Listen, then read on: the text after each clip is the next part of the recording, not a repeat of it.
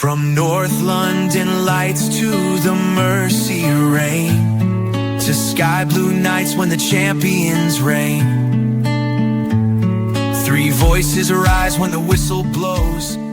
Same beautiful game, different colors we chose. Football is life. Win, lose, and argue all night. From the terrace to the mic, football is life.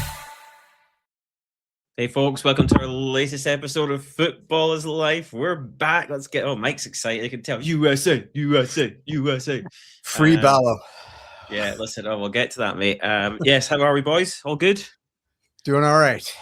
Yeah, hot off the heels of the best game of the tournament last night. Portugal-Croatia really had it all. What a game. What a game of football. Yeah, tough if you're a Croatian fan, but yes, great entertainment for people that were more neutral in that game. Yeah, and all the CR9 fans, you scumbags, will be happy. Anyway, cool. Well, listen, we're feels like we're right and bang in the middle now of this World Cup, right? We've had enough. We've had enough view of all the teams. 32. Yeah. Exactly. We're getting down to business now. So I think we're going to start. I missed the last one. I was out traveling. I was out in the US for work. Spent a weekend with the boys in Nashville. The boys were in Miami at the Brazil game. Wow. Our manager's since departed. But listen, the Tartan Army have made their mark, right? So because we suck on the pitch, we make up for it off the field, right? You know that. Now every American knows, right? They know. We had the whole of a honky-tonk in Nashville and Broadway singing "No Scotland, no party." No Scotland, no party. What a time to be alive. Being Scottish, very proud. Listen, the team, my only thing I can say about the team is if the team played with the same freedom that the fans and energy the fans brought, we would have got through, right? I'm going to leave that out there. We'd have beaten Haiti by more goals. I think we get something out of one of those Brazil or Morocco games because I don't think either of those teams were particularly good against us. Yep. We just didn't really have that belief. I'm glad the manager's gone. Thank you, Steve, for getting us there. But we've been at 3 tournaments and done nothing, right? We've literally not showed up. So it's time for a change. Get big Ange in. Ange-ball. Here we go. You know what Ange does? Ange will have that same Tartan Army vibe on the pitch, right? It's going to be fun. We might be down to 7 men. He'll say, don't abandon the game. We'll keep and playing. Still high press with 7 Yeah, we'll still high press. We'll throw 6 up front. We'll play 1 at the back, right? And I think, this is what I'm here for. So I think, look, we're only there for a good time. Let's get this managerial point right. Can you imagine, boys, right? American fans, imagine that Scotland had got it right on the pitch.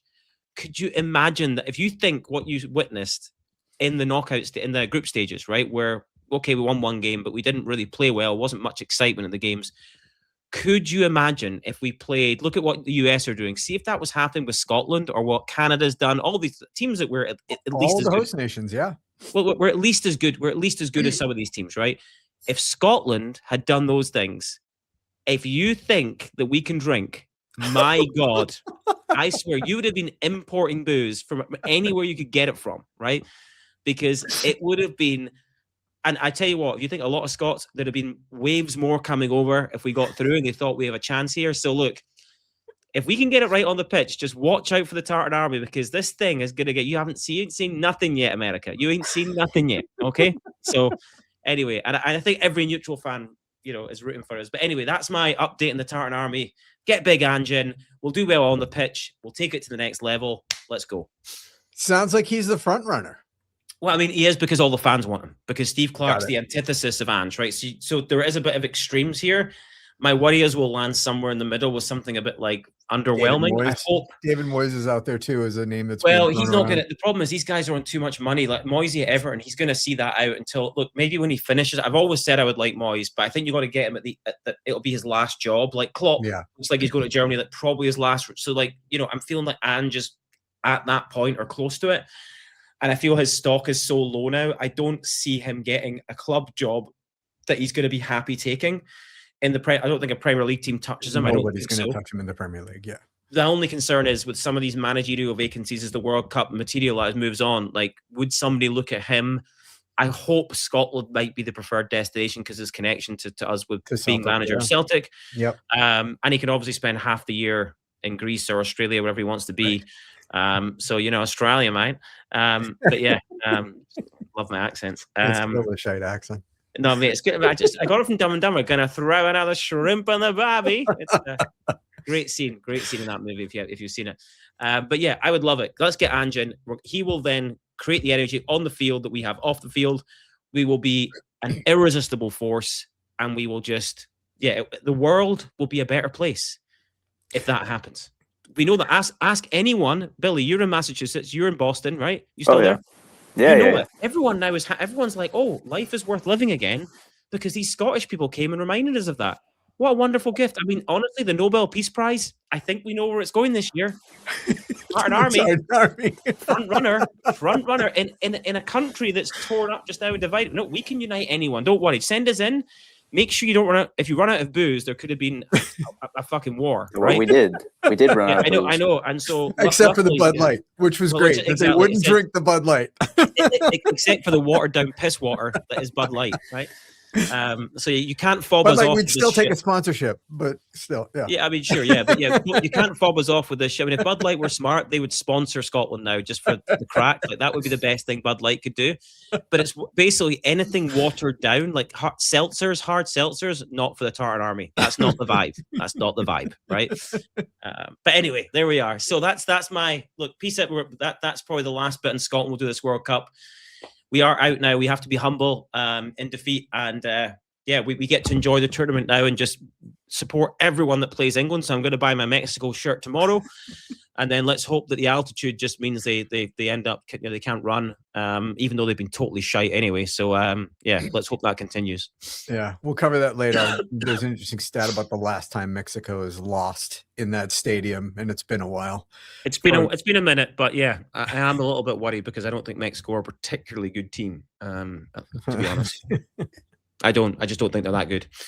The same way I don't think the US are that good, or Canada.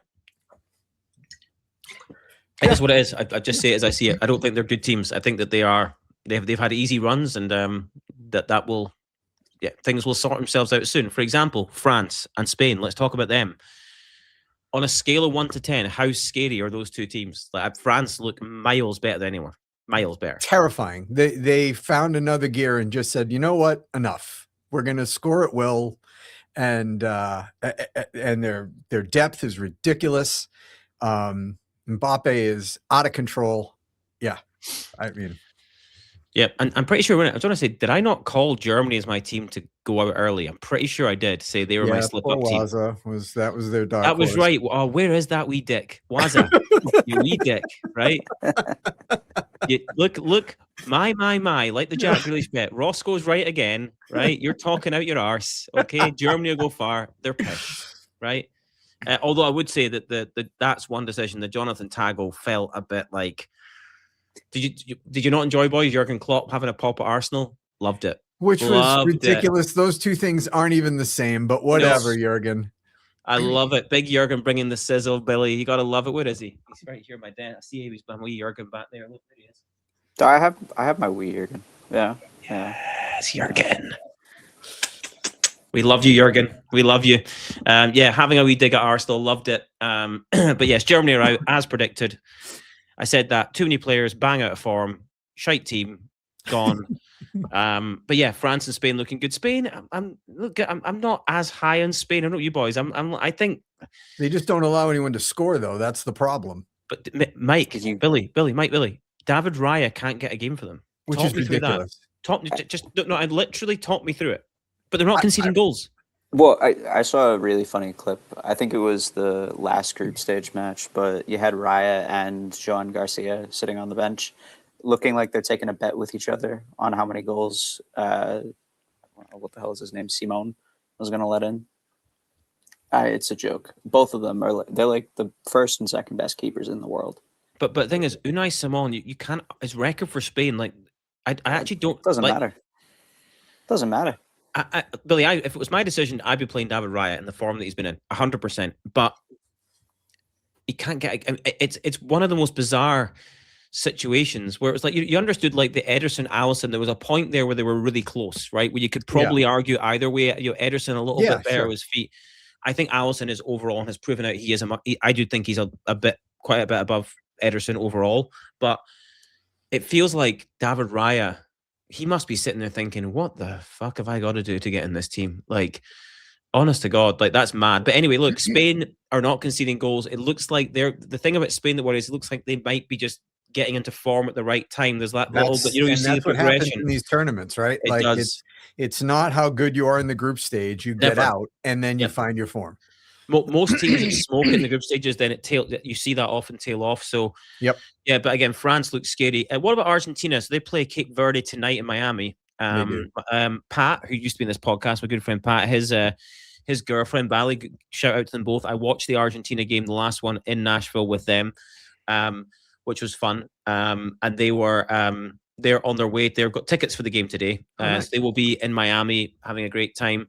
What do we think about Argentina? Looking at the side of the draw they're in, I mean, really the hardest teams they have it looks like would be England, Brazil. Yeah, but it's not as loaded that side in terms of like some of the teams. So yeah, do we think there's a real chance? Look, if they get to the final, look, they've just done it. It's really hard to repeat. But what do we think they've got a real chance to repeat with the form that they're in?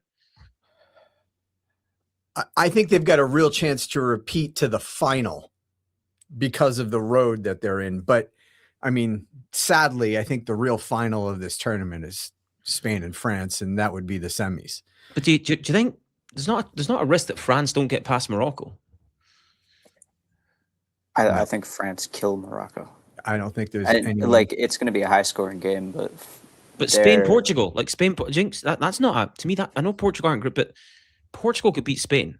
No, not the way they played last night. No. Okay, we don't think so. Okay, so last night. Yeah, I know. I just think that side of it. I think that there's so much jeopardy. Whereas I think England is a tough game because I think I actually worry about England. I think they'll be better against better teams. They'll sit in and counter, and their counter-attacking threat, obviously their qualities up front. I do think England might, because the way Tuchel, you think about the way he won the Champions League with Chelsea against City, they were dreadful to watch, but they just picked, so I do worry a little bit. Start better. Yeah, well, look, it doesn't matter though, Mike. The thing is, Tuchel's like he's a classic tournament manager. It's about getting to the next round, and I think if they play better teams, it probably suits the way. I think they actually struggle just now against teams they should be beating. They've been very, very poor, apart from maybe 20 minutes against Croatia where they look good. But yeah, I do worry a little bit. I just think that if the same thing were to happen and they were to concede first against Mexico in the Azteca, that's the problem. Mike, I think, see if they don't get through the first 20 minutes unscathed, they're in trouble. If they get through the first 20 minutes, it's 0-0. I think they win the game. I think if Mexico go up early, I think they could be in real trouble because that place is suffocating. Like it is nuts. Yeah, absolutely insane. I mean, so Mexico in a competitive match where it mattered hasn't lost there since 2013. It's crazy. Do you know what? Let's hope and pray that the same thing happens, that England get put out. I can enjoy the meltdown. We'll all rest easy. I mean, it'll be a meltdown of epic proportion. I mean, I still don't think it's coming home regardless, but the atmosphere for that one should be crazy, absolutely insane. Yeah. Well, on Argentina though, I will say so. I put two. I didn't do a top goal scorer bet. I was humming and hawing. I didn't get it on in time. I made two bets before the tournament, and I always like to try and look at like possibilities of like I did it for the Super Bowl last year. I had a bet on the Patriots and the Seahawks, because I want to look at the good things about that. I know what side of the draw they're going to be in. Yeah. So I had to try and work out where I think people are going to. So the two teams I bet on were Argentina because they were like 12-1. Brazil were 11-1. And I was like, it just felt too generous to me. So I was like, that's the value. Like, my head said France, but they were the favorites, right? And Spain, I was like, but England were like 7-1. I was like, Argentina, I think, win their group. And I believe their path might be easier. Yeah. I also put a bet at Morocco.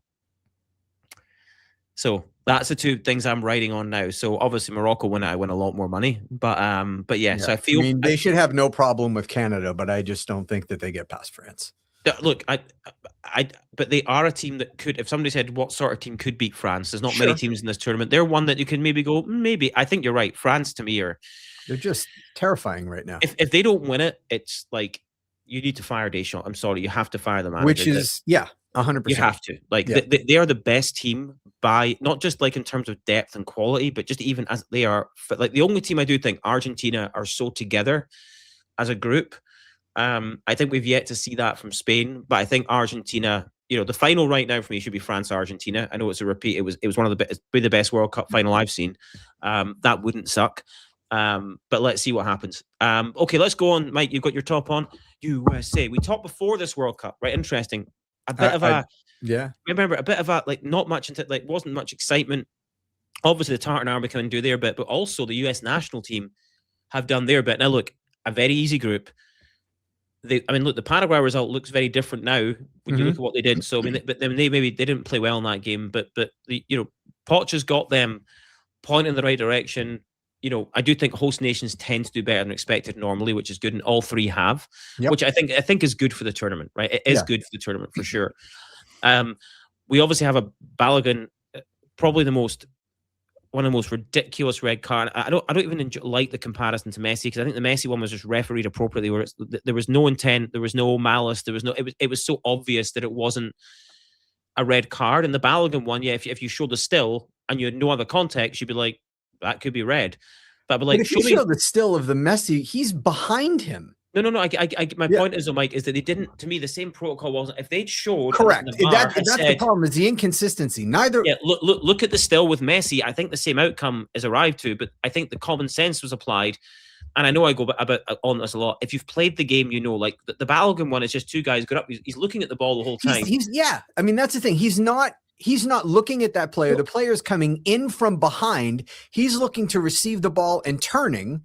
And then you've got to put your foot down somewhere when you jump. Where's he going to put his foot? And the problem is, if you're not looking, it's of course I can stand on your leg. Like it's a complete accident. It's the opposite of what. It's a coming together of two players with zero intent. And to me, this idea, because it's a one-game ban, they can't appeal it. I'm like, look, this is what you don't want in a tournament. Is correct. Balogun has been one of the shining lights, an exciting player to watch. 100%. And now he's going to miss a massive game against Belgium.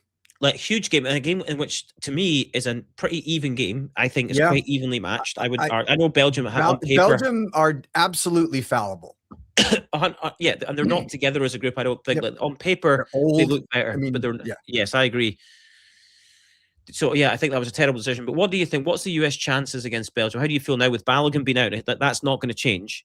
Yeah. So is it Timothy Weah that comes in? Like, what do we think is going to happen? And what do we think this is a nail in the coffin for the US, or can they still do it? I mean, I think they can still do it only because Belgium is not in Argentina or something like that. They're not as good a side as some of those others. But losing your top scorer, who has just been an absolute energizer bunny and just something to rally around, especially with Pulisic kind of dealing with some injury stuff and like hasn't been able to play. There's a lot around that is problematic. So I don't think it's a nail in the coffin, but it certainly doesn't help. Billy Boy? I mean, ever the pessimist, I do think it's a nail in the coffin. Yes. You also said that Arsenal had lost the title. I did. Billy's like, we're cooked. Like, we're cooked. We have no striker. Timothy Weah. I could see maybe Reina coming in and playing like a false nine. I like Reina. Good player. But I even think, like, I know we didn't start our starting 11, but we played Belgium right before the tournament. In one of the warm-up matches and got killed. We looked miles off it. And we've been better in the group stage. We've been better, so far. But I don't like our chances without our striker, without this player that's meant so much to the team.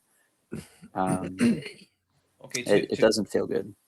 Two questions. One more objective and one a bit naughty. Good. What observation? I feel like this US team is built around the speed they have in the wide areas, right on the flanks, as you Americans call them, the flanks, right? And I think if you look at Belgium, I think they potentially have some people wide, like Doku, like that can nullify.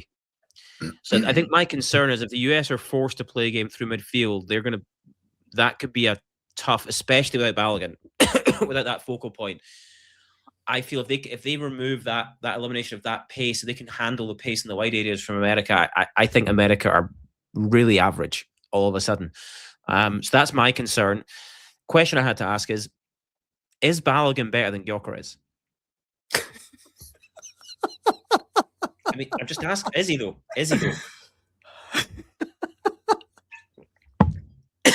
He's more dynamic than Gyökeres. So that's a yes from Billy. Mike? I wouldn't say he's better than Gyökeres. You said yes. He said yes. Billy said yes. Mike? I think Billy's assessment is fair. I think that they are different players. So that's 2 yeses. Okay, thank you. That's all I needed. That's 2 yeses. It's 2 yeses, right? So that's fine. Good, I love it. We just want to just anchor in on that for Arsenal fans. You spent 190 million on a guy that. That's right, Morgan Rogers. Yeah, we're gonna send him away for Julian Alvarez. It's fine. Yeah, we'll see. We'll see what happens. We'll see. I don't think that move is happening. No. Why? He's not going to Barca and he's not going to Real Madrid. He's not going to either one. Yeah, well, we'll see. I just don't think that Arsenal is going to sign him and Morgan Rogers for what now just send Balogun back and just do a swap deal for Gyökeres. It's simple, right? There you go. Yeah, right. I just don't think that they're going to make that move. Plus the reported 130 million that's being asked for Morgan Rogers. So hey, all I heard from David Ornstein is he said we're spending a bag. Listen, Billy, we have a bag to spend. Do you know what? I'm looking forward to Morgan Rogers going to Arsenal and just losing all of his attacking ability. It's going to be a I don't disagree with you. I think that will happen unless we get a left winger who can actually do something. Yeah, you'll just turn him in at centre half. Like Morgan, you're playing centre half. All right. That's the kind of football we like. World Cup edition. Calm down. I said it was naughty. I did it on purpose. Okay. Well, we talked about the US chances. I think. Well, let's talk about Canada and Mexico's chances. So, Mexico play England. I think Canada have got the the toughest task, right? Yes. Are they out? I think they're out. Morocco's too much of a team, and I agree. Canada similarly, wasn't a particularly horrific group that they had to try to navigate, and so. I think that it's great that all host nations made it out of the group stage and all that, but I do not see them making it to the round of 16. Yeah, I don't think so. I mean, Jonathan David, I like him, but Alphonso Davies is back. He's just back though, so he's not fully fit. That's a problem. Mexico, can they beat England in the Azteca? It sounds like Mike, you think they can. Billy, 100%. Oh wow, Billy is like, 100%.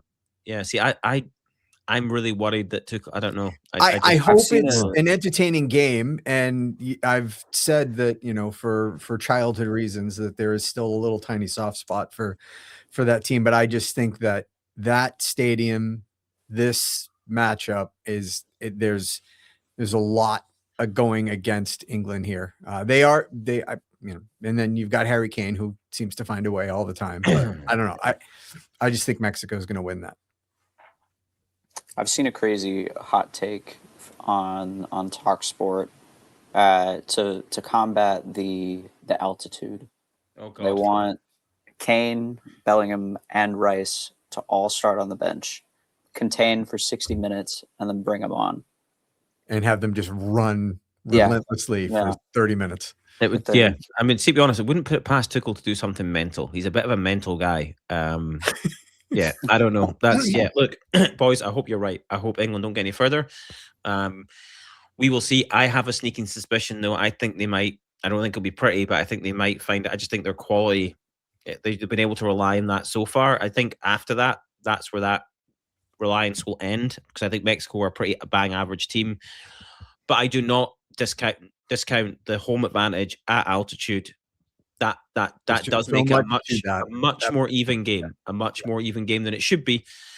But let's see. Okay, we'll talk a little bit about VAR. So, there's that, and then before we jump into that, we also had we only covered it like briefly, but that Portugal-Croatia game as well, which I think leans into the VAR stuff. But yeah, let's talk about that game, and then we'll transition to VAR. It's a good shout, Mike. So, I mean, what a game of football! Croatia. Looked like a different team than it played in the previous games. Probably deserved to win it. Yes. Am I wrong in that? No, not at all. And what a story too, with an aging side, and Luka Modric and Perisic looked fantastic, right? Yeah, absolutely incredible, and absolutely deserved to win that game. hard done by officiating, and it's really. Do you think so? How is it hard done by? Look. That ball came off the back of a defender's head. It was deflected. That was not an offside. No, that doesn't mean anything. That's not the letter of the law. He's got to play it with intention, and he hasn't skimmed off him. Yeah. Now, I'd like to see. I don't know if you guys had the same broadcast I did, but they showed like a little pit map to when the ball. So I wish that showed 2 pips, like one when it hit the offensive player and one when it hit the defensive player, because it left me feeling confused. But I mean, I'm going to trust the technology. I think that's the thing, Billy. As much as look, I hate seeing the Croatian celebrations that when you go from that level of elation, that just feels. But the problem is, you kind of reap what you sow, right? So this is probably my issue with this whole thing. Is that look, this was a factually correct decision. Because the main crux of it was if the Croatian player touched it, the guy headed it or not, did it touch him? To the naked eye, it was, to me, it looked like it maybe brushed his hair at best. It didn't seem like a touch, right? Yeah. But these balls have microchips and sensors for exactly this purpose, and it shows a touch at that point where the ball was at the defender's head. Now, look, only that guy knows, right? So factually, it's the same as goal line technology, and the problem is, look. There is this. Look, I'm not a big VAR fan. I wasn't calling for VAR to be implemented, right? I think that what I did want is just somebody, a referee, even a sideline looking at one, are going, Mike, you've sent off the wrong guy. Like just those egregious ones. So this is not what I wanted. But I think now people moan and go, but these are the same people that were moaning every week when referees got it wrong, right? So it's like they'd be moaning, going, like, again, imagine that with no VAR, the Portuguese fans would all be moaning that guy touched the ball, right? So look, at the end of the day, if we can have technology, to your point, Billy, we've got to trust it. Same as goal line technology. None of us question it. If the ball's over the line, it's over because the ball's got the chip in it.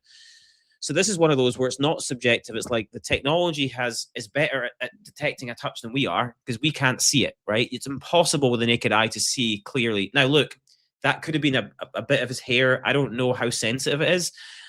I just have to trust that, look, it's signaled a touch, which means it is offside. I hate it because for the spectacle that game deserved, that's what, I would have loved that to go in and we go to extra time and let's see what happens. But I think it's one of those, like the Balogun red card, subjective and horrendous, right? That to me is what VAR shouldn't be used for. For stuff like this, where it's like, if you can make it factual and quick and easy, where you go, look, the referee, it's not his decision. He goes, look, if he's touched it, the ball will tell me. And it goes, yeah, he's touched it. It's tough to take, but if I trust the technology, it's the right call, even though I can't see that with the naked eye. Is that fair? Mike, you don't look convinced. Mike's like, it's a beautiful game. Yeah. I know.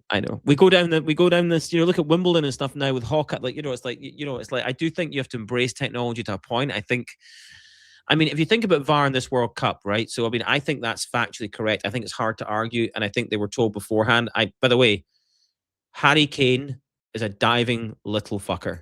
I cannot believe the coldest hot take in the history of football.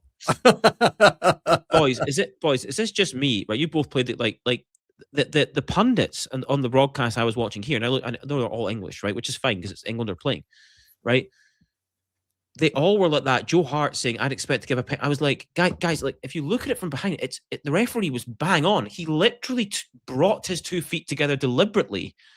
Like it was like it's like he's doing the kind of diving in the blooming Olympics. It's like am I wrong in that? It was one of the most blatant dives you'll ever see in your life, where it's like the contact did not bring him down. It wasn't even enough contact to remotely bring him down. He saw the goalkeeper's hands and decided, I'm going to stick my foot there, bring my other foot together, and then hurdle over him. Like the referee. And by the way, I love, and what I do like is it's been pretty consistent. I mean, the Mbappe one, I do think they got wrong. But they've been pretty consistent in going, do you know what, guys? Stuff like that. Like, I think the referee was phenomenal, right? Honestly, he should have been booked for that. Well, that's the thing is that they're like, what happened to simulation? Mike, it's and the fact that all these ex-pros can look at that and tell me, like Shearer saying it's not Harry Kane's job to move. No, it's also he's not allowed to just put his foot into, like, he's chosen to do that. Like that's simulation, right? If you just, again, the key is you should be running to get the ball, Harry. If you focus on doing that, you'd have stayed upright and kept running, but you didn't because you wanted to try and win a penalty. That's simulation. I'm sorry, right? So yeah, I mean, Alan Shearer is a donkey. He's one of the worst pundits I've ever seen. But I mean, Joe Hart, to be fair, also pretty horrendous as a pundit, to be honest, like dumb as a stump. So, I mean, honestly, imagine getting those two on with Alexi Lalas, right? Imagine that. I mean, it'd be absolutely be like, hey, you guys, what you say? You guys, don't talk to me about Alexi Lalas. Like, but honestly, Billy, like in National terms of like embarrassment. Why would they give these guys like? There are so many pundits that are like I know I'm a big Gary Neville fan, right? Even Jamie Carragher, they speak with a level of insight and intelligence.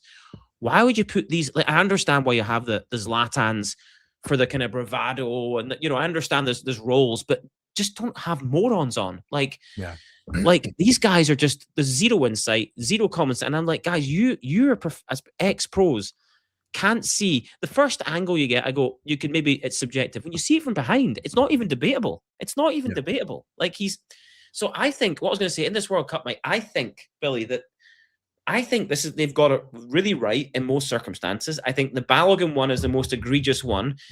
The Germany one that was referenced to Arsenal, I understand the comparison because that Klopp made, because it was like, look, this has been a trend all year in world football, and now we're giving it, and it was not. It was barely to me that should have been a goal, right? That there was not enough because look, it's a contact sport, right? Yeah, it's a contact sport. And see if he'd hugged him and blocked us, but like sure, give a penalty. I think that should have been a goal. Grazed him at best. That was. I agree. It was horrible. Apart from those two, like the Scotland penalty decisions against Morocco, like they were debatable, but they were subjective. So I can't be that. I'm not that. They were similar at the Kane one. They were let, but I do think those elements of like both McTominay and McGinn were trying to win penalties. And I'm honest, as a Scotland fan, they at least made it look less like that. So it made it a bit. Some people think those were penalties, some don't. But I do think in both instances, I think the McGinn one was probably more of a penalty because actually the guy like egregiously caught him. Like but I can understand why it's subjective. But I think about the whole World Cup, I go, there's not been the Balogun one and the Germany Jonathan Tah goal. There might be one or two I've missed, that maybe games I didn't watch the whole game. But what do you think net in this World Cup of the use of VAR? They are inserting themselves like they have a quota. Oh, really? You think so? And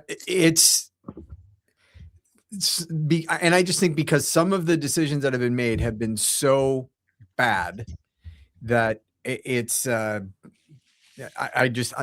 never been a fan, but they're trying to earn their money right now. I just not pleased at all. Okay, Billy, you see it the same way? I feel like when they've gotten it wrong, they've gotten it really wrong. And the inconsistency.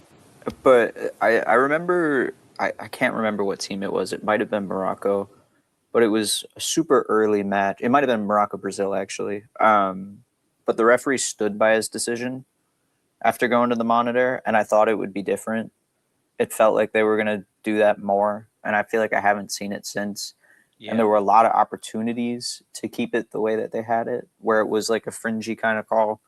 And I guess at the end of the day, I'm not like infuriated that either decision was made, but I would have liked to see the referee just stick to it. And I don't know. It's not as bad as I've seen other leagues or other games in the past, but it's not without its faults. Yeah. So, weird enough, I think it's been okay. Like, again, I don't know, maybe I've missed some games. I can't think apart from those two decisions of ones I go, and look, even the Jonathan Tah one, I can kind of go, it's if the referee, certainly again the referee of the Scotland Morocco game let everything. He was letting blatant fouls go, right? And I think in those ones you get some referees any contact, depending what country the referee, and they just give fouls. So you get a bit of that in the World Cup by the nature of these referees. They are different. Yeah. I think that the Balogun one's the one. It's the only decision I can think. I mean, the Mbappe penalty, but but again, it was small margins and that. There's a slight, it wasn't super easy, but the Balogun one to me was just like, that's the one that I just think was to me is like properly negatively impacted a team that I think was egregious. I don't think there's been any other one that's been so egregious as that. So I think it's actually been quite good. I can't think of another one where I go, that really changed. I mean, like I mean, I was the Scotland fan. We Balogun had two one penalty shootouts. the Balogun one was horrendous. I think the Taa one personally was horrendous, and I don't know. I guess the right decision was made that Messi wasn't sent off, but I think it's egregious that they didn't check it. That's exactly. It's the inconsistency for Like, similar things. I don't know. I didn't see the reason, and I was at the bar watching the U.S. match the other night. I didn't see any reason for them to go look at VAR. And if you're going to go look at VAR for that, how you're not going to look at Messi, what he did in the group stage, I don't understand. Yeah, I think the Taa one. I don't mean to be fair. When I think about that was a pretty big call, given where they, and obviously the thing is, my point is they didn't lose the game. Like they still could have won it. By the way, some of the penalties in those games. Oh, can we cover that? The worst penalties I've ever seen. By the way, as a football fan, shocking. I told you, Ross and Wazo, wherever you are with what's going on today, that like don't eat breakfast before you watch the penalties from that. Mike, it's probably unbelievable. Like the Germans are known for being like, when there was historically, if you got to penalties against Germany, you were cooked. You lost. Right? They were so clinical. Yeah, they were almost like just surgical with their penalties. Do you know what I can't stand? And look, by the way, Kai Havertz is a shite guy. Let's just put it out there. He is a terrible guy, shite guy. And of course he does the stutter step. It's like, look, there's only a few players. Like, see Mario Balotelli. I don't think he ever missed one. I remember anyway. He had a way of he wouldn't even look at the ball. He just watched the goalie. I have no problem with that, right? Because you've practiced it. You're really good. That's fine. And he always scored. See these guys that do this thing because in vogue, it's like, you see if you go up and hit the ball and hit it true, anywhere near the corner of the goal, from that distance, you will score. Like, that's the thing is, the number of people that do this stutter step, and keepers are wise to it now. They just don't move. Don't move. Just move. Wait. I'm just going to stand here and watch you get to 2 inches from the ball before you strike it. The problem is you can't generate enough power. You can't generate enough power because you're basically at a standing start to try and hit the ball. So if the goalie doesn't move, and I'm like, look, I know I'm picking on Havertz here because I think he is shite. But like the amount of people you go, like, you think you saw it once, don't like change. Just go up and pick your spot, hit the ball. At Robin van Persie, one of the best penalties. He went the same place every time, but he just put it in the corner so hard. It's like, yeah, you put it someplace where they can't get to it. It doesn't matter if you know where I'm going. It doesn't. So that and look, I know that not everyone's got the quality of the actors. You're not all strikers, but again, I just think if you just pick your spot, hit the ball true, right, and this again, there's only certain players I think have got that down. It's where they don't have to look at the ball, and they're just so quick with their foot that the goalie doesn't have time to react. Like, there's so much that goes into be able to do that. It's just, listen, I mean, honestly, in the Netherlands, absolutely pathetic. That, I mean, 50% of them missed. It's crazy, and like just pushing it wide. That's, I mean, not even hitting the target, Mike. Not even hitting the frame. Like, I mean, you can't miss the target from that rate. You should not miss the target from it's crazy. It's crazy. But yeah, I mean, look, they got what they deserved in the end. I mean, just terrible penalty shootouts. But dramatic. So fun for if you're not a fan of those countries, because you're like terrible. I mean, for the entertainment factor, it was crazy because it's like it's like after a miss, you're like, oh, it's over, and then they'd miss, and it was like the emotional swings for a neutral in those was crazy. But I don't know if you guys saw the replay of Kimmich at half field trying to convince somebody to take the 6th penalty. No. No, so he's gone up to 4 guys, and all of them had said they wouldn't take it. That's honestly, they should never play for their country again. Ever. As bad as what Havertz did, and like personally, I would love to see FIFA ban this like shit ass run up. Like, you have to go and you cannot stop. Whatever speed you go at, you have to go. I feel like in the recent years they've weighted it more and more towards the attacking player on the penalty. Fucking level the playing field. You have to go hit the ball. You can't do all this like stop start shit. I've seen a couple where the player's gone backwards, which is crazy. Like, if you reverse gear, kick's done. That's how it works in the NHL for a penalty shot. As soon as the puck goes backwards, it's over. That's but yeah, as bad as what Havertz has done and what any of the other players that have like missed a penalty have done, at least they took it and like they accepted taking it. I can't with Goretzka was one of them, and like you can't say no like that. You can't let that's Jonathan Tah's first professional penalty ever. His first professional penalty ever. Inexcusable. It's unforgivable, and again, shouldn't play for their country. I mean, that take responsibility, lads. Like, you're all in this together. It's like, that's just I think that's totally unacceptable. And if you and I didn't see that, if he's doing that, there's like, what are the chances of scoring? If 100%. You're in your head saying, I can't do this, give it off to somebody else. Never going to happen. Yeah, exactly. Well, they got what they deserve. They're on a plane. It looks like they're going to get Jurgen Klopp, though, as a present, which is a pretty good present to get if that happens. Because I'm also not an Nagelsmann fan. I think he's one of those managers just somehow got a reputation without really earning it. Not a huge fan of his either. So yeah, I mean, love to see Jurgen back in the game. And that would be an interesting. That's the right place for him too, right? Like he's not gonna do another club. No, exactly. I totally agree. So it's a perfect. I'm gonna go out with Germany and be done. Yeah. Yep, I agree. We'll see what happens. Okay, well, we got some. Say Argentina play tonight. What's the other game? Who plays today? Argentina play later. There's a game before that. Where's my phone? Egypt. You've got Australia and Egypt. That's right. And Colombia and Ghana. Oh yeah. Okay. So what do we think of those games, boys? What are we thinking? I think the Socceroos are all done. Yes. I think, Egypt should win that game, and surely Colombia. Colombia. Well, but Ghana are very defensive. They could be quite tricky, but Colombia should win that game, right? I think the winners are Colombia, Egypt, and Argentina today. I don't think those are hot takes. Do you think Colombia you guys aren't dangerous? backing Cabo Verde? Come on. No. Yeah, well, I've seen some African commentators saying don't underestimate them, but we'll see what happens. But what do you think, Colombia? Are they dangerous? Nah, not convinced.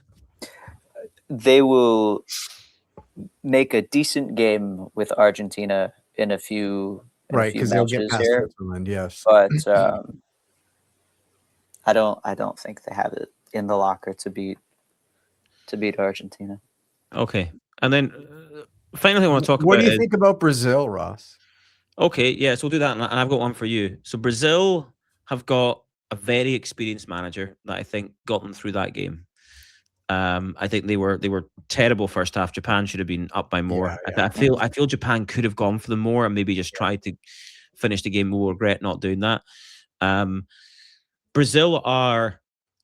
They feel to me like a team very much of individuals. Like you look at like Marquinhos and Gabriel Magalhaes, like you would look at that and go, like, I believe like they're two of the best centre halves on planet Earth, right? Mm-hmm. Genuinely, like I think Marquinhos is plays a very similar role than Gabriel does for Arsenal. Like two of the best teams, they are two best teams in Europe, right? Yep. So you would think, wow, that's going to be tough. They've looked really ropey. Like so it just shows you like centre half. It is about partnerships, right? Mm-hmm. So there's nothing. Obviously, they got Alisson and goals. You're going. They should be. I think they're very easy to score against. Look, I think that they've got Vinicius, they've got Cunha. I think Rafinha's out injured now, but they've got Endrick, they've got Guimaraes, Ryan. Ryan. I know Thiago's been in and out. They play Cunha up front. I think again they just have these individual players. I think Paquetá has been terrible. I don't know why he gets games. Yeah. I just think like if I looked at like England's midfield against Brazil, I don't think it's even a contest. Like, I think they are so superior in midfield. But I think the Ancelotti factor just, again, it's like Tuchel, makes them dangerous. Like, it just makes them because Ancelotti doesn't care whether it's beautiful. He's he will find a way. So I think that makes them better than they actually are without being a great team that's very fluid, right? Same as England. So I have them in a similar bracket to England. I think England obviously have more depth than Brazil, but I think that will be a very even game where, again, England's defense looks shocking. Like, so, I think it's that could be a really compelling watch if it gets to that game. But that's how I see Brazil at the moment. I think their manager gives them a chance of, I don't think they can win it, but I think they could go like to the semifinals. Are you guys writing off Norway entirely? That was my next question, Billy. So Norway were a team I didn't think they would get. They were in a tough group. Yeah, you said they wouldn't even get out of the group. I didn't think they would get out of the group, right? I really didn't think that. I don't think they are a great team either. I think they're very beatable.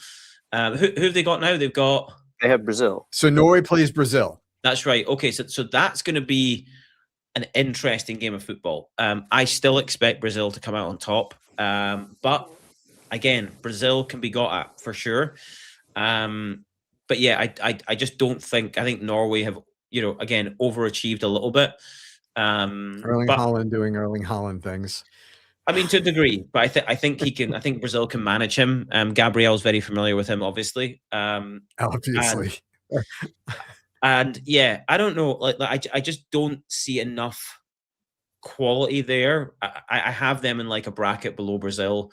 Probably in there with like Mexico, like maybe even Colombia, like in that. Yeah, I don't think they're not. I think Colombia would beat them, but certainly in that bracket, I don't think. I think they've got a handful of good players, like really good players, but I just think when you play the bigger teams, but look, could they beat Brazil? 100%. In the side of the draw they're in, I don't think they face Argentina till the semis.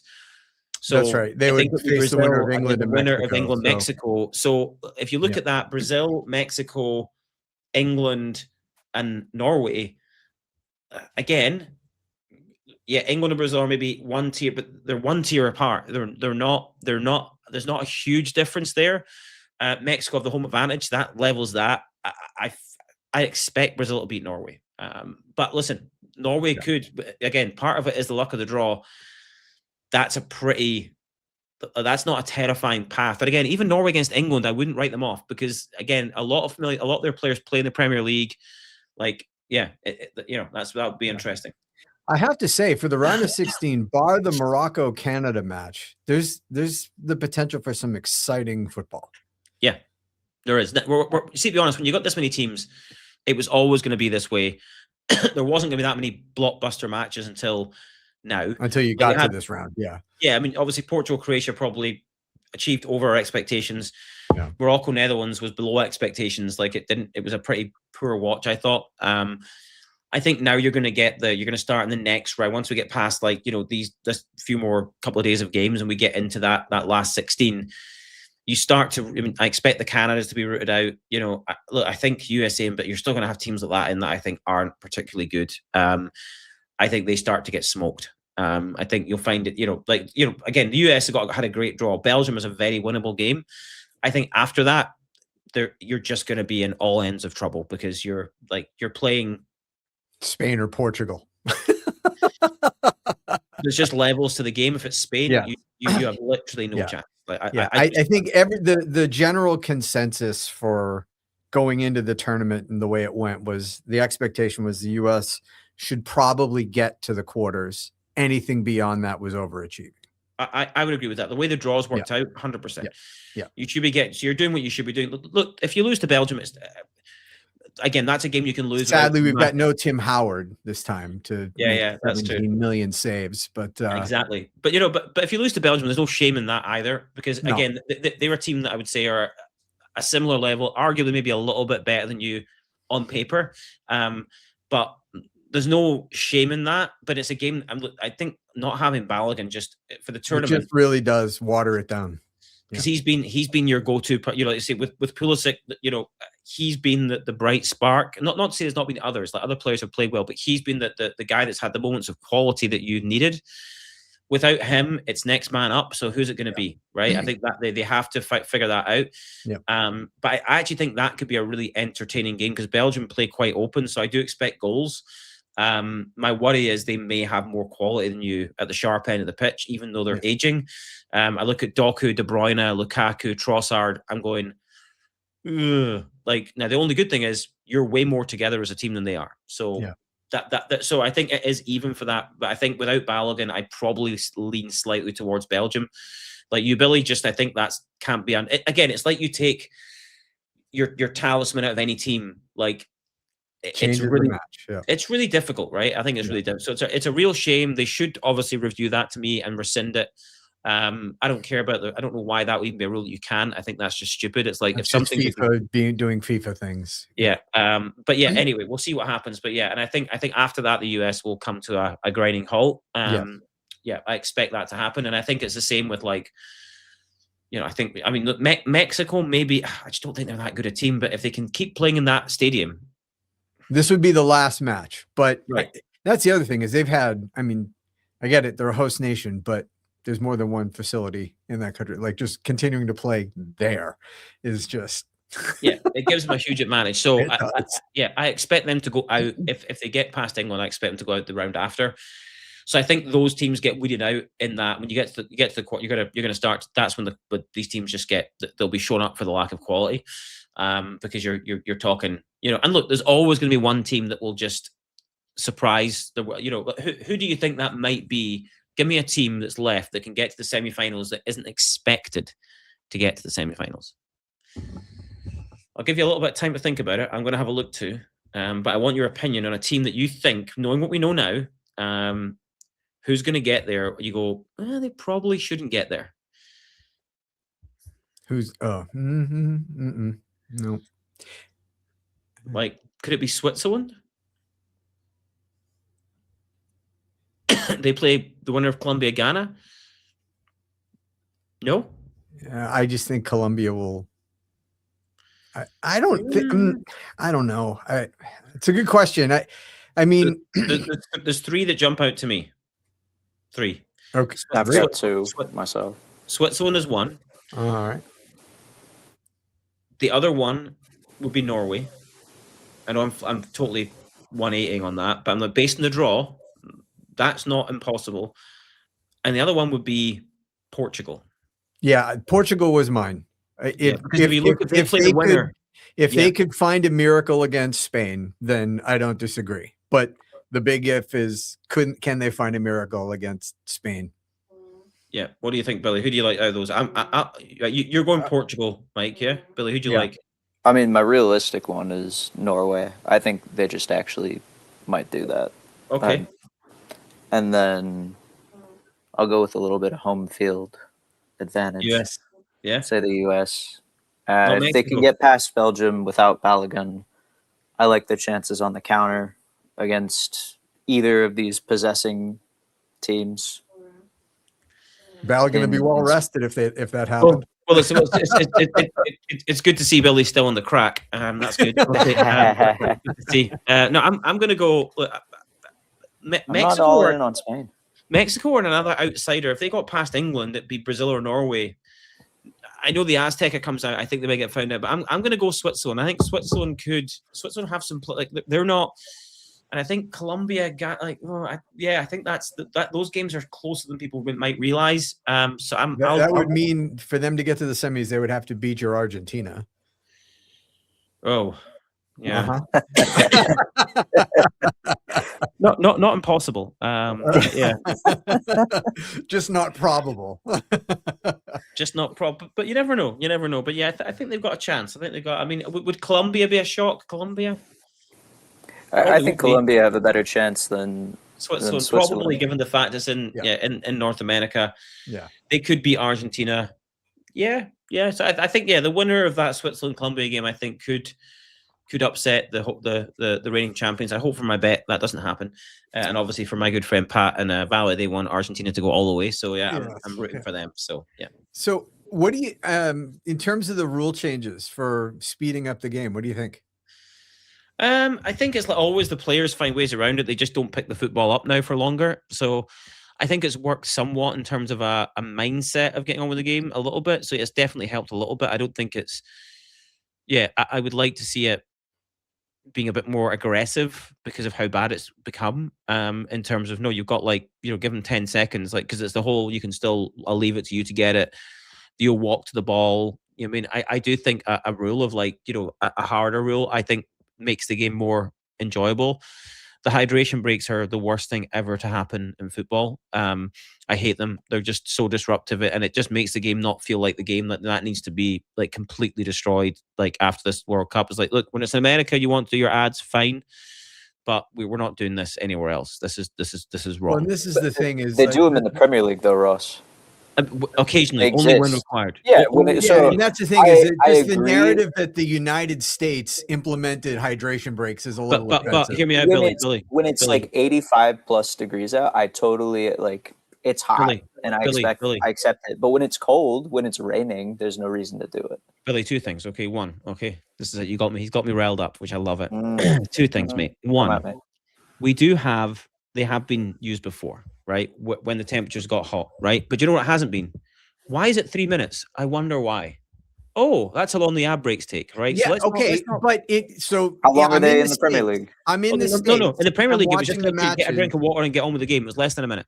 Time it. It's not less than a minute. It was less than a minute. So do you know what didn't happen is you didn't have these tactical huddles and all this nonsense. That shouldn't be allowed. You say, guys, you would. Arteta would do that. If it's a hydration break, but Arteta would do it. You could tell the players they're not allowed off the pitch. Yeah, no, I would say if it was a hydration break, not allowed on the pitch. Yeah, 100%. Just go, guys. Look, if this is to hydrate players, it doesn't take 3 minutes to hydrate, right? It takes you literally 30 to 60 seconds maximum. Also, point number two, more importantly, I might be wrong, but are they not professional athletes? Am I wrong in that? Am I misreading that situation? You're professional. I mean, they're professional athletes. Are they professional? You would hope that they could. What's their job? Better than anyone else on the planet, they can play for 90 minutes, but also it's 95 degrees out and the regular season takes place when it's way colder. Tough titties, right? I played a game with Michael Coe, our ex-colleague in Singapore, and it was the most humid environment I played in. I still played, right? I'm not a professional athlete. I got through it, right? At the end of the day, I wasn't stopping for hydration breaks. Guys, I'm sorry. Do you know what these athletes do now? They've got all their hydration. Everything's measured and perfect. Yeah, sports science would indicate that if they are adhering to that it's probably not required. Not something that's required. But no, I do want to say that this is not a United States manufactured thing. Fuck off. Yes, it is. With that. Yes, no, it is not. 100%. No, it is not. Because they existed before. This is not a US thing. This tournament is being held in 3 fucking countries, and the United States did not implement this. This is a FIFA thing, not a United States thing. So I take offense to that. Good. I hope you take offense because I believe Donald Trump has cozied up to him. Oh, fuck off. He said, look, you're a fucking donut, Ross. He needs, I love it. He needs these he wants commercial revenue. They're aligned on that. He's just as bad, the FIFA guy, whatever, Infantino, whatever it is. I mean, he's a prick. I totally agree. 100%. He's a prick. But so you get two of those guys together that all they care about is money. This is what's going to happen. That's why they're doing it. Simple. I'll say they can be shorter. You can dictate that managers shouldn't be allowed to talk to the players or something. They're not even needed. Whatever you want. But I am not opposed to giving a 60 to 90 second break to go get a little bit of hydration in you when it's 95 degrees out, because it's fucking hot here in the US, Ross. I don't know if you've been over here. You have. It's fucking hot. You don't want to be out in that weather, man. I'm not a professional athlete. I don't need a hydration break. I can play. I've played in that heat before. I don't need a hydration break. Can you play to the level that they're playing at, Ross? What's that? No, but play to the level that they're playing at. My point is that's their fucking job. If they go 60 seconds to go refresh and you'd get better football out of it for the next 25 minutes, I'll take it. I just think that's bullshit. I think that's absolute bullshit. I can understand them not wanting a repeat of a Christian Eriksen heat stroke level heart issue. I get that. As a legitimate concern of not wanting a player to pass out or die from heat stroke. I get that. I also agree that sports science has come a long way and that it is highly preventable. So I'm not saying 100%, Mike. And you know what they've done before? Here's a solution. You know what they've done before? We've done for years. Is there's just water bottles that the goalie has it, place around. So you take that floor and quickly take sure. I think my point is you get a 15-minute break your body after 45 minutes. You also notice that there's a fair amount of cramping going on, right? Because to Billy's point, it is fucking hot. Yeah, but again, people can throw when there's an injury. Guess what people did? Go and get a drink of what organically you're gonna have these things to say after 20 minutes you need a hydration break and you're perfect where you can be completely hydrated. I have played football. It's not true. It's not required. It's over the top. It ruins the game. The 3 minutes is egregious. Even the shorter ones, I was like, look, see, the only time I would agree with it, you see if there are conditions where you go, we're playing, and it's like 110, it's almost like the question would be, should you even be playing in those conditions if it's dangerous to players? To me, that's my point. It's like it's 45 minutes. And guess what? The ball's in play for probably 30 minutes of that at best. So come on, guys. Like you're professional athletes and you can't hydrate yourself properly before a game of football when you know you're playing a game of football. It's not right. It's not the right. issue, I don't think I don't have an issue with doing it for player safety. What I have an issue with in this tournament is that matches with a roof and air conditioning have it. That's what's stupid. It shouldn't be in every match, and exactly. I think I've heard Infantino say it's for consistency. Like every match is going to have this thing, and that's bullshit. Like it should be when the conditions dictate that there should be some kind of player safety considered. Yeah, I agree. And by the way, I don't know what the threshold is. If it's 90 degrees, if it's 85 degrees, if it's 100 degrees, that's like 30 something for you weirdos in England. But like, go fuck yourself. Like when the conditions dictate that you should have player safety considered, fucking give the player safety. Now we can argue about how long it should be and the regulations like, around it. What should be allowed? It's not an argument. It's 30 seconds. 30 seconds you can hydrate. That's not an argument. Like you don't need 3 minutes. That's pointless because you're just gonna have them run over to go get the water and then they have to go run back. It's supposed to be like a break. No, I'm right? It's 30 seconds to take your fluids on and then you're done. So maybe it's 60 seconds total to get there and do it. Like all right, fine. 60, whatever. It can be shorter. I'm not saying it needs to be 3 minutes. Yeah, it's but just it's for hydration. It's not for tactical huddles, and it's not for like if it's a player safety concern, like you say, look, it's all about money, right? That's what it's all about, and it's all about. Look, when we watch the coverage over here on the BBC, like they don't go to ads. We just they don't go to ads here in the US, and you don't know that, and that's the point. I do. You're wrong. They do go to ads. We do. I watched it. They live. do not. Are you watching Telemundo? Because on Telemundo they don't go to ads. It is a split screen. Split screen is still an ad. It's still an ad. But it is not and straight commercial break. They did, for the entirety of the group stage, they went to straight ads. And then they got kickback from every single fan under the sun saying this is the dumbest shit ever. Thank you. And they've done picture-in-picture. They did that yesterday, and I was surprised. I was surprised to see I saw it with my own eyes. I was in the US watching the Brazil. I saw it with my own eyes. It's stupid. I love the Telemundo ads that are like advertising. We don't have ads, so come watch us. Yeah. And it's like, and the thing is, it's not even, look, I don't, you see what they do now, like, see that like, if Americans want to do that, knock yourselves out, like, you can do it at any point in the game. What does it matter, right? But that is a big part of this. It's about money. It's about commercializing it, and it is what it is, right? And it's FIFA in cahoots 100%, but I promise you it's driven by where it is because of the way that you guys, I watch all the American sports, and it's just, and they look at it as a lost opportunity because, and I understand that if you care about making money, I understand why you make the decision. If you care about the game and the spectacle, you don't make that call, right? The call they've made, you don't make it 3 minutes. You don't make it the way that it is. And yeah, I just think it's basically you've got now 4 quarters. This isn't even like the worst rule change though. I'm pissed more about the corner thing because I haven't seen a single referee take advantage of it. Yep. Which one? So both corners and second yellow cards are reviewable now, but the corners are only reviewable if they call it as a corner first.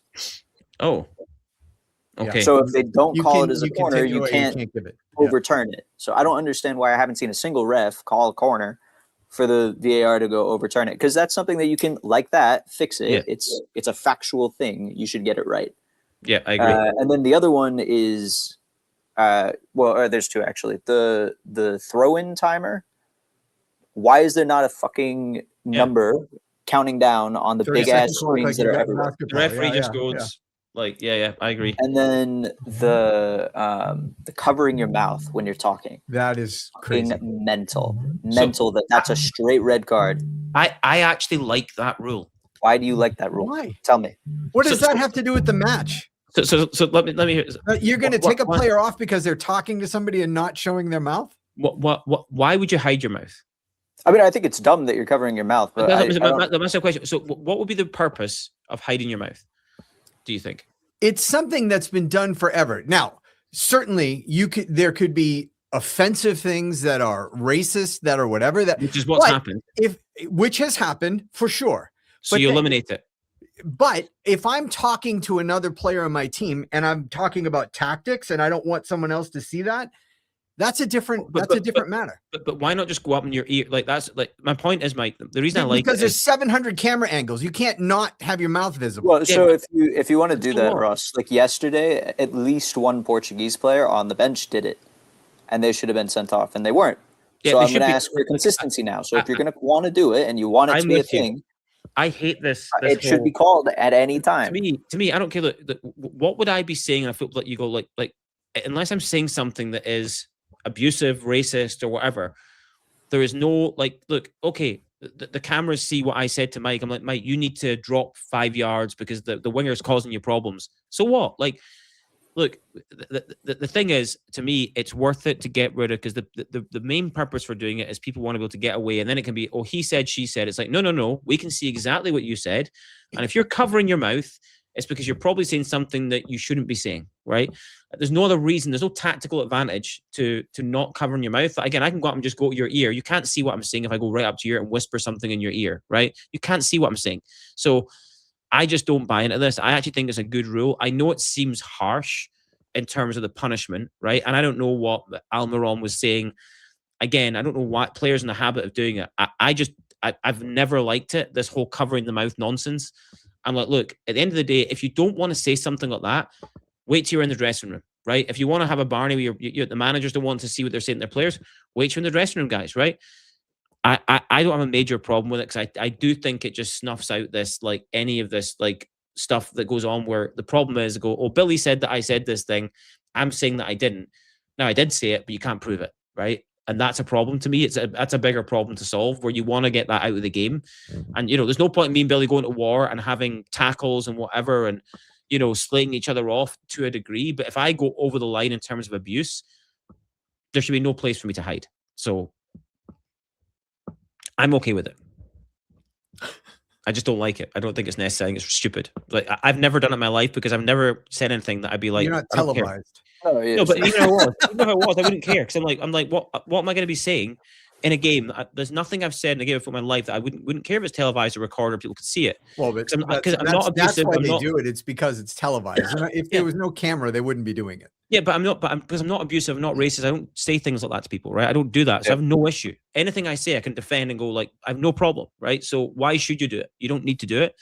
And if you're making an in-joke, you can leave that till after the game. There's no I just think that I think the benefits outweigh the downsides, and players it's the same as just eradicate the behavior. If there's a behavior we don't like, eradicate it, right? Same with the throw-ins, guys. 10 seconds, like you say, Billy, big timer goes up on the screen. You can all see it, right? It's the same in NFL with the quarter. You go so many seconds, take a snap. If you don't beat that buzzer, it's on you. Yep. And you can mark it on the ref. The ref puts their hand up, timer starts. And I think that's fine. Yeah, as soon as the ball was out of play, start a timer, guys. 10, hurry up. You got to get to the ball. And that means we're going to get Mike up to take the throw in. No. Like, closest player should take it, right? Get the game going again. I'm more aggressive in that stuff because I think the game's gone so far the other way. I think it's gone way too far the other way. But yeah, anyway, that's what I think. So we got into a lot today, boys, didn't we? We did. That's what happens when I take a week off, right? I come back in all spiky. But yeah, looking forward to the games tonight. When do the US play again? Is it Monday? It is Monday the 6th at 8 p.m. local time on the East Coast. Oh, the times are killing us over here, boys. I know, it's brutal. Yeah, anything after 8 o'clock. I know. Bill's like, yeah, that's it. He's like, don't care. Listen, we're out now, so it doesn't matter so much. But yeah, I don't need to stay up unless it was a blockbuster game. I would stay up. But well, listen, best of luck. Sincerely, I would probably like the US to beat Belgium. I'm fine with that. Listen, big Mexico fan now. We'll see how that game goes. But I hope you enjoyed the game, boys. Always a pleasure, never a chore. And yeah, it's not going to be the same without the Tartan Army, but we'll live on in spirit, and we'll be cheering anyone that plays England. So let's see what happens. Have a good weekend, boys. All right, take care. Thanks, everyone. Cheers. From the terrace to the mic, football is life.